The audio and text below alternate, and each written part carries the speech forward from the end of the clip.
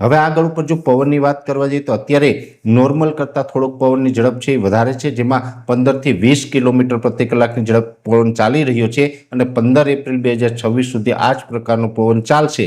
એટલે પવનની ઝડપ છે એ હવે બહુ વધારે પણ નહીં અથવા તો બહુ ઓછી પણ નહીં, નોર્મલ કરતાં 4 થી 5 પોઈન્ટ વધારે સ્પીડનો પવન ચાલશે। એટલે આમ જોવા જઈએ તો અત્યારે એવરેજ ગણી શકાય, બહુ અતિ વધારે પણ આ પવનને આપણે ન ગણી શકાય। એટલે આ પ્રકારની પવનની ઝડપ રહેવાની છે।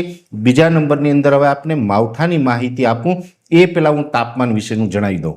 આમ જોવા જઈએ તો આપણે ઘણા સમયથી જે આગાહી આપતા હતા કે 6, 7 અને 8 તારીખમાં માવઠાના ઝાપટા પડી શકે, એ જ મુજબના 3 દિવસ સુધી રાજ્યના અલગ અલગ વિસ્તારની અંદર માવઠાના ઝાપટા પડ્યા। હવે આજે 8 તારીખ છે એટલે આજે માવઠાનો રાઉન્ડ પૂર્ણ થયો છે। આવતીકાલે 9 તારીખ છે ને હવે આવતીકાલે 9 તારીખથી તાપમાન ઉંચકાશે।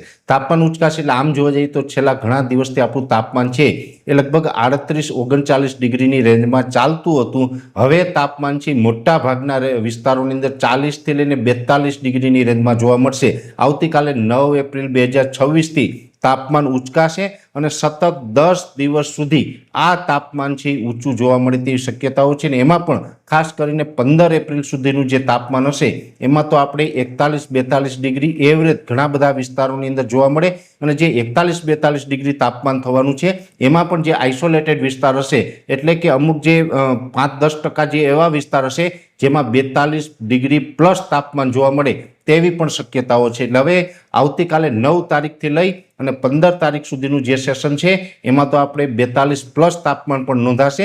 15 તારીખ પછી 1-8 ડિગ્રીનો આપણે ફેર પડશે એટલે કે રાહત મળશે, 1-8 ડિગ્રી તાપમાન ઘટશે, પણ એવરેજ જોવા જઈએ તો હવે લગભગ 8-10 દિવસ કે 12 દિવસ સુધી તાપમાન છે એ ઊંચું રહેશે। ને આવતીકાલે 9 એપ્રિલ 2026થી હીટવેવનો રાઉન્ડ ચાલુ થઈ રહ્યો છે, જેની દરેક મિત્રોએ નોંધ લેવીને આ હીટવેવ માટે બધાએ તૈયાર રહેવાનું રહેશે।